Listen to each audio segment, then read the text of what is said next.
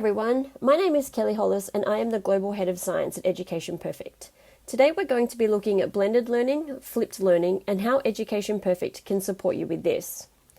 I currently live in Sydney with my husband and our almost 6-year-old Staffy Farah, and my role as the Global Head of Science sees me working with teachers around the world to ensure that we are bringing them the best possible science learning experience for their students.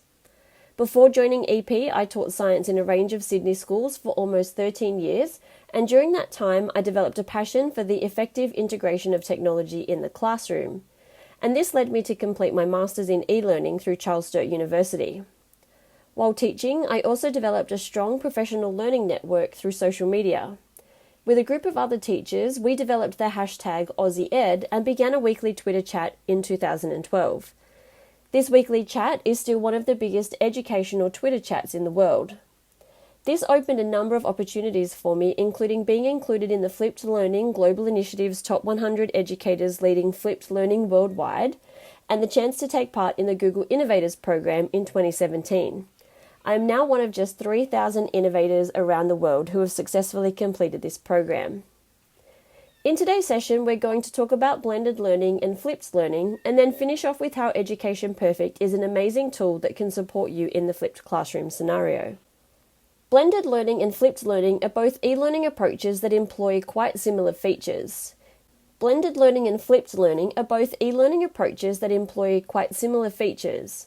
Since the introduction of technology to education, teachers have always been looking for ways to effectively integrate it into their teaching practices. Both blended learning and flipped learning have been credited as a driving force behind student improvement in recent years, and often teachers use the two approaches interchangeably, depending on the students and the concepts being taught.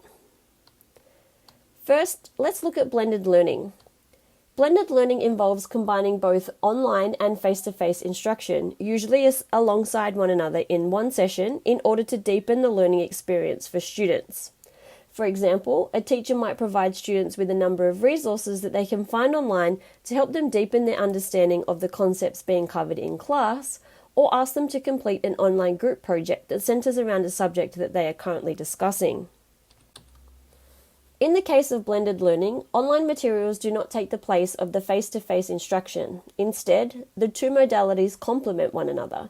This truly blends in order to create an enriched online learning environment for the students. How about flipped learning? Flipped learning, which is also known as the flipped classroom, is a little bit more clear-cut in terms of the delivery of the online content. In this scenario, there is often a divide between the use of technology outside the classroom and the face-to-face elements of the learning experience. Students are often asked to engage with technology, whether by watching an instructional video or completing some other task online before coming to class. Once they are then in the face-to-face environment, these new concepts and ideas are explored deeper through higher order activities. In most cases, the knowledge that is learned online is then applied in the classroom. It is interesting to note that there are best practices that can work for both approaches. Firstly, have a clearly defined goal and expectation. Both of the approaches require buy-in from all parties involved. Students need to understand that they will be taking responsibility for a large portion of their learning, so it is beneficial to ensure that some guidelines are put into place before you dive in. Secondly, evolve and expand. It is important to get regular feedback from your students to ensure that they are confident to effectively use the tools you are providing them with and are able to stay up to date and engaged with the content. Lastly, lean on your professional learning network.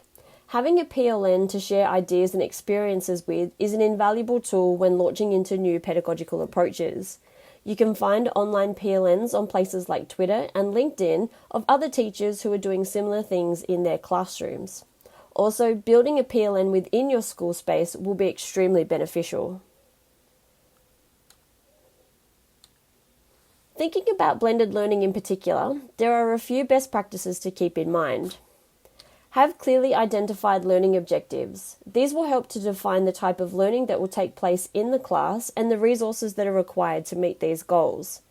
There are so many online resources available that having a clear direction will help you to ensure that your approach will be the most effective for your students. You also need to find the right features. The key to effective blended learning is knowing which media, technologies, and techniques are going to work in your particular circumstance. Picking the elements that will be addressed by you and those that will require the students to use a particular technology will help to build an effective blending learning framework. Lastly, make adjustments to your approach. There is not going to be one particular approach to blended learning for all students in all subject areas. You may need to make changes to the way you are doing things based on the class you are teaching or even the topics you are teaching to the same students. Just like blended learning, there are a number of best practices to be mindful of with the flipped classroom. Create clear and concise at-home tasks. Because students will be engaging with new content at home, you need to ensure that the delivery of this information is packaged in a way that students will be able to understand. Keep videos short. The ideal time frame is 1 to 2 minutes multiplied by the student's year level. So for example, if you're teaching a group of Year 7 students, a video that they would be watching at home should go for no longer than 7 to 10 minutes. Ideally, if these can be made shorter, that would be even better. Ensure that the face-to-face time is spent on engaging activities. It is important that you do not recover the content from the at-home tasks in class. This will simply discourage students from engaging with this content before they arrive, as they will simply be able to get the information from you. The face-to-face time should be used to dive deeper into the concepts, requiring students to apply their knowledge in a range of ways. Group tasks, hands-on activities, and project work are all methods of engaging face-to-face class time. And lastly, a really important one is don't try to flip the whole course. It is important that you identify the content that you can move out of the face-to-face space and what you will still need to address with your students. This really comes down to knowing your subject content and the nuances that need to be approached with each particular part of a topic. Although the two approaches are slightly different in their implementation, the benefits that are afforded for students are quite similar. Some of the greatest benefits of teachers implementing either of these approaches include that it adapts to the learning diversity of your classroom. Each approach allows students to move at their own pace. With content being delivered via technology, students have the ability to revisit concepts as many times as they need in order to help them completely understand. Also, face-to-face time can be spent providing individualized assistance to those students who need it. Classrooms become much more active spaces. Because students are engaging in a wider range of activities, classrooms no longer become the passive space where students simply sit and listen to a teacher lecturing for an extended period of time. Students are able to engage in group tasks, discussions, and project work that involves the students needing to be a more active participant in their learning. Both blended learning and the flipped classroom allow you increased flexibility in time, location, and access.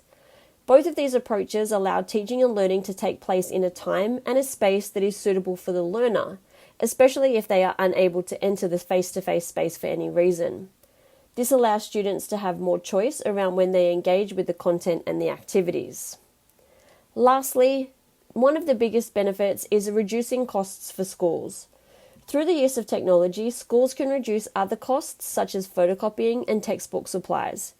Teachers can also harness technology to provide students with experiences that they may not otherwise have had access to, such as advanced simulations and even virtual excursions to places they may never have seen possible before.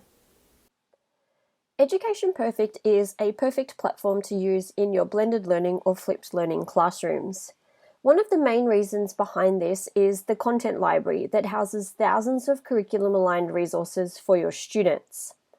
When you go into the content library, you will see down the left-hand side all of the subjects that we offer listed alphabetically, and as you click on each, you will then see in the middle column a number of folders that house the resources that you can use with your students. For science in particular, we have resources for Key Stage 3 and Senior Biology, Physics and Chemistry that are available all the time for your students to use in any particular lesson or even on their own if they're exploring. These resources are highly scaffolded, allowing students to work independently or in the flipped classroom scenario before they come to class. When you are wanting to assign resources to your students, this can be done through the Tasks and Homework tab on the home page. By clicking Assign a New Task, you get 3 different options of the type of activity that you would like to choose. A Smart Lesson assigns the work that's available in the content library to your students to work through from the beginning to the end using the mastery model and providing the students with automatic feedback as they're working through the questions. When you select a Smart Lesson, you then have a series of inputs that you need to make. The first thing you need to do is choose who is going to complete this activity. You can choose one class, you can choose multiple classes, or by clicking the Assign to Specific Students button, you can switch different students on and off, allowing you to differentiate your class if need be. The next thing we do is choose what content the students are going to engage with. By clicking What, it will then open up the content library for you to navigate through to the lesson that you would like to give your students. So here we're going to give the students a junior chemistry lesson on changing states. When I go into the Changing States folder, I can preview this Changing States lesson and have a look at the different sections that are available. As you can see, the content is provided to the students in an easy-to-read manner. Sometimes there are videos included, but there's also things like animations and simulations, and this information is then interspersed with automatically marked questions. These automatically marked questions take a number of different formats. As you can see here, we have a drop-down style question where the student simply picks the correct answer from the box. There are also other question styles such as multiple choice and drag and drop questions, all of which provide the students with automatic feedback as they're working through. Throughout the lessons, you will also see these blue sections which require the students to free respond to a question. These can be written questions, Scratchpad, which is our basic drawing tool, or spoken questions. One great way to use these lessons in your flipped classroom is to click on the Assign Specific Sections button and switch different sections on and off. Because we're wanting to just introduce the concepts to the students, we can turn off those applying and evaluating questions, so the students are just working through the information slides and getting that instant feedback as they're going through. Once we've selected the sections that the students are going to work through, we get an indication of how long this task is going to take the students. We can give the task a name that lets the students know what they're doing and give them a little bit of a description to let them know what you're wanting them to achieve from completing this activity. Once we've done those 2 things, the next thing we do is choose when the students are going to have access to the task. You can forward date EP activities to start at any time and to close at any time. So for this particular activity, the students need to have the work completed by 11 a.m. on Friday. The live feed is a great way to keep track of the students and make sure that they're engaged with their work. And lastly, EP Dash is a little bit of a fun way for the students to revise the content once they've finished the lesson that they're working on. Clicking the Assign Task button then gives you the screen where all of the information that you need to know about the lesson is available. You can copy the link there and share it with your students, or if you have an LMS, we should be able to connect EP to your LMS so that you can share the work that you want the students to do with that output. The live feed allows you to track how the students are performing, as I said, and then the progress report lets us see what the students are doing. This is a sample progress report allowing you to see the kind of data that we can provide. Firstly, we show you how many students have completed or not started the lesson. Then we give you some insights into how the students are going with the task. In particular, we let you know if the students are doing well or if particular students are struggling. Then we get into the student progress. As you can see, Ryan has completed the lesson and it took him about 33 minutes. The most important piece of data in this particular table here is the accuracy, allowing you to see how the students went with answering those automatically marked questions as they worked through the lesson. As we continue to scroll down the page, we can then see the section details for the lesson. First up, we can see how many students engaged with the information slides. We can also see the accuracy with which the whole group answered each of the automatically marked questions.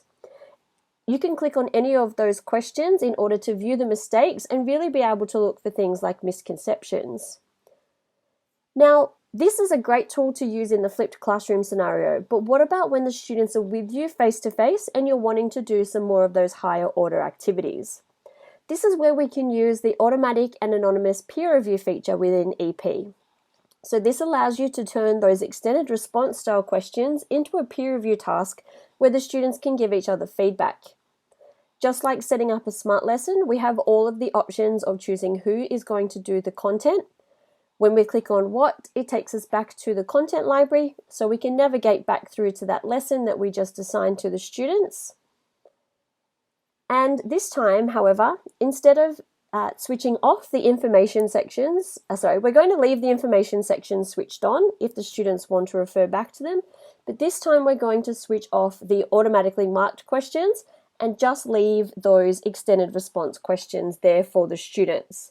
We can quickly preview each of those different extended response questions, just make sure they're what we're wanting. If this one's a little bit above what the student should be working on at the time, we can also switch that one off as well. Again, once we've confirmed our selection, we then have a few different options compared to a standard SMART lesson. The first thing we need to do is choose the peer review question that the students are going to give each other feedback on. So in this lesson, there's 2 extended response questions. One is an identify question. The other, when we have a look at it, is an explain question.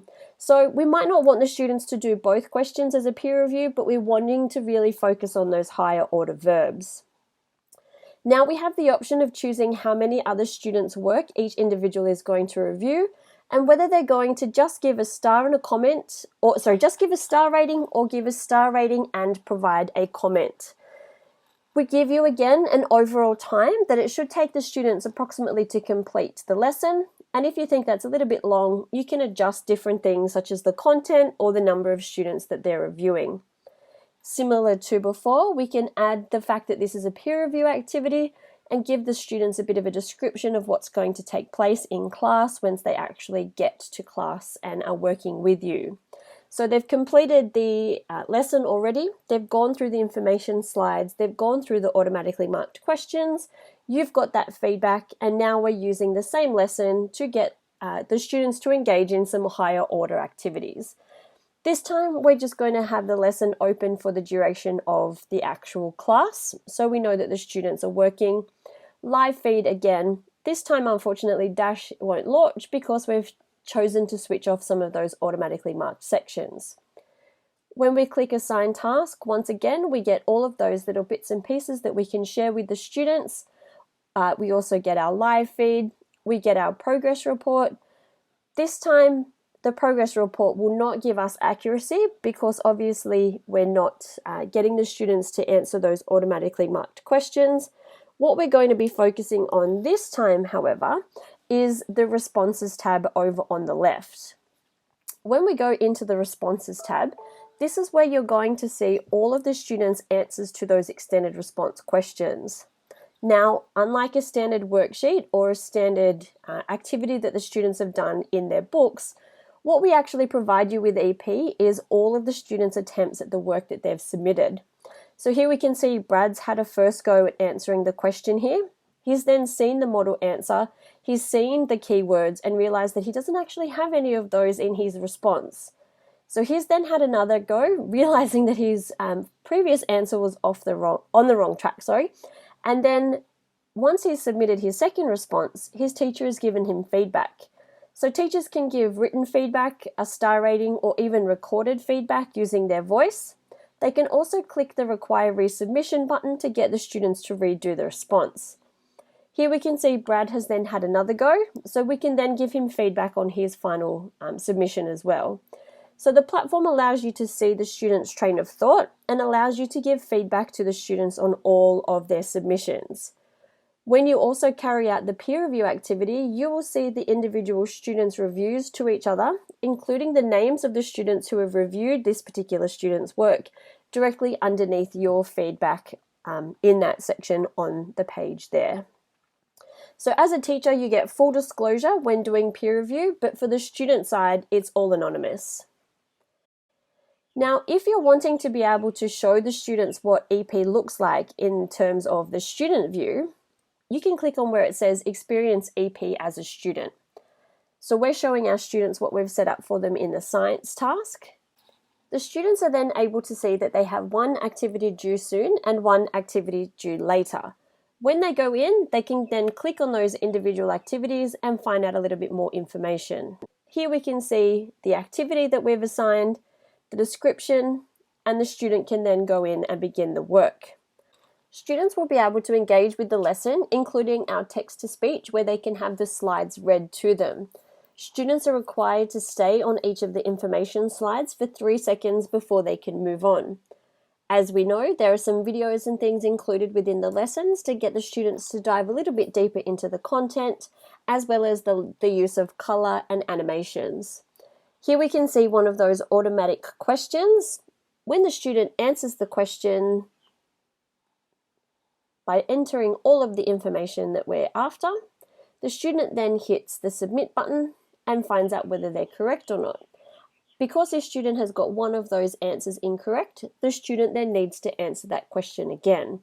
So the purple sections within the lesson are based around the mastery model. So the student cannot actually move on to the next section in the lesson until they've answered all of the questions within those purple sections correctly. So the student works through again and has another go. And unfortunately, this time they got something different, a little bit incorrect. So they have one last attempt. Doesn't matter how many attempts the students need, that's reported back to you in that accuracy column, in that progress report that we've already had a look at. Once the student finally answers the question correctly, they can then move on to the next section. So the students continue working through the lesson. Once they've completed all of the sections, the students then submit their work and you're able to see everything that the student has entered. Now, think about when we then get to the class on Friday and we want the students to work on the peer review activity that we've set for them. We can see here that it says the students are already 20% of the way through the lesson because the information slides that are in this task come from the lesson that we've already just assigned to them. When the student goes into this activity, they will see the information slides there to refer to, but what they're wanting to focus on is the blue sections, which are those extended response questions. The students will enter their answers into the space that's provided, whether it's here like a long answer response where the student types into the space, or it could be a recorded question where the student records their voice. If the student is happy with their answer, they can view the model answer. So here we give the students the model answer alongside their answer, as well as some key terms. Now, students can't copy and paste these model answers in order to change their answer once they've seen it. The platform will prompt the student to try to refine their answer as many times as possible until they've met our suggested length requirements in particular. For the peer review question, the students will see a little flag at the top of the screen that will tell them that their answer is being reviewed. They answer the question in exactly the same way. They type into the space, they get to see the model answer, they can review their own work based on the model answer and the keywords that have been entered.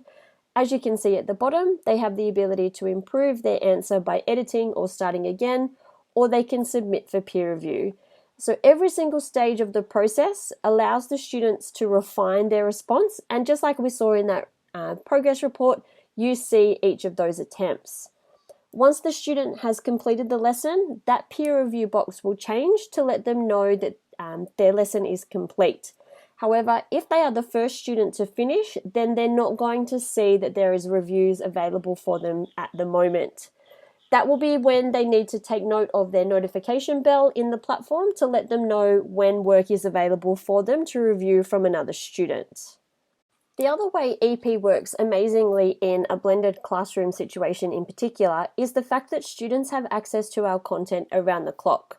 By clicking on the Browse All Content button, students can actually go into any folder on the platform and explore the resources that are available. So if students are feeling confident and are wanting to move ahead, they have the ability to do so. More importantly, we also allow students who are struggling to be able to go and find resources that will help them to feel confident before they jump into the work that you've assigned them. Students can also use their access to the content library in order to revise for upcoming assessments to make sure that they're fully prepared. As you can see, a platform like Education Perfect is the perfect tool to use in your blended learning or flipped classroom scenario. Thank you for joining us today. I hope you found today's session to be valuable, and if you have any questions or feedback, please feel free to reach out to us at support@educationperfect.com. Thank you.